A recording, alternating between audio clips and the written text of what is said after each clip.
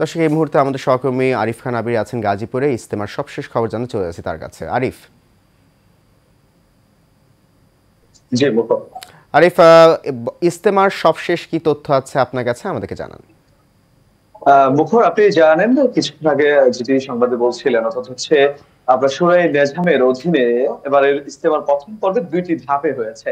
অর্থাৎ হচ্ছে প্রথম ধাপটি কিন্তু আপনার গতকালকে শেষ হয়েছে। আজ অর্থাৎ হচ্ছে আজকে কিন্তু হচ্ছে দ্বিতীয় ধাপের দ্বিতীয় দিন চলছে। অর্থাৎ হচ্ছে আপনার আহ সূরা নেজামের দ্বিতীয় ধাপেও কিন্তু মুসল্লির কেমন ব্যাপক উপস্থিতি কিন্তু আমরা দেখেছি। অর্থাৎ প্রথম ধাপে অর্থাৎ খিত্তায় জায়গা না পেয়ে যে মুসল্লিরা আপনার সড়কেও আপনার রাত্রি যাপন করেছে, সেটির চিত্র কিন্তু এখন নেই। অর্থাৎ হচ্ছে এখন যারা এসেছেন অর্থাৎ 22টি জেলার মুসল্লিরা, তারা কিন্তু খিত্তায় অবস্থান করতে পারছেন। আপনি দেখাতে চাই যে আমি এখন 4 নং গেটে রয়েছি। অর্থাৎ হচ্ছে আপনি দেখতে পাচ্ছেন যে এখানে প্রচুর মুসল্লির সমাগম কিন্তু আপনার ঘটেছে।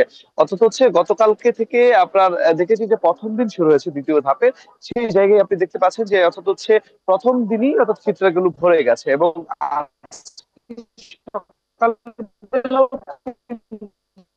অনেকে আসছেন এবং বিকেল বেলাও কিন্তু আপনার অনেকেই আসবেন। অর্থাৎ হচ্ছে আপনার বলা আছে, আমরা কথা বলেছি, তারা আমাদেরকে সেটি জানিয়েছেন। এবং আরেকটা বিষয় আপনাকে জানিয়ে রাখি, অর্থাৎ হচ্ছে আখিরি মুনাজাতের সময়টা কিন্তু নির্ধারণ করা হয়েছে। অর্থাৎ হচ্ছে কিছুক্ষণ পূর্বে আপনার গাজীপুর মেট্রোপলিটন যিনি পুলিশ কমিশনার রয়েছেন, ডক্টর নাজমুল করিম খান, তিনি আমাদেরকে কিন্তু জানিয়েছেন অর্থাৎ হচ্ছে আগামীকালকে ইজতেমার অর্থাৎ হচ্ছে আখিরি মুনাজাত হবে ঠিক 12টায়, অর্থাৎ হচ্ছে 12:30টার মধ্যে শেষ হয়ে যাবে। সেখানে কিন্তু জামাতের একজন মুরব্বী ছিলেন অর্থাৎ হচ্ছে ইঞ্জিনিয়ার মাহফুজ আহমেদ, তিনিও কিন্তু আমাদের অর্থাৎ ইজতেমা ময়দান ত্যাগ করতে শুরু করবেন অর্থাৎ মুসল্লিরা। এবং এরপরে কিন্তু হচ্ছে যেটি বলা হয়েছে তত হচ্ছে আগামীকালকে অর্থাৎ আগামীকালকে আখেরি মোনাজাত, এরপরে হচ্ছে আপনার 6 তারিখে এই মাঠটি কিন্তু সন্ধ্যার সময় হস্তান্তর করা হবে। এবং সেই সময় কিন্তু হচ্ছে আপনার বলা হয়েছে যে আপনার হস্তান্তরের পর কিন্তু হচ্ছে অর্থাৎ হচ্ছে 7 তারিখ মাঠটি পুলিশ কমিশনারের অর্থাৎ হচ্ছে পুলিশের জিম্মায় থাকবে। এবং 8 তারিখে কিন্তু হচ্ছে মাওলানা সাদের অনুসারীদের কাছে কিন্তু এটি হস্তান্তর করা হবে এবং মাওলানা সাদের অনুসারীরা মাঠটি প্রস্তুত করবে।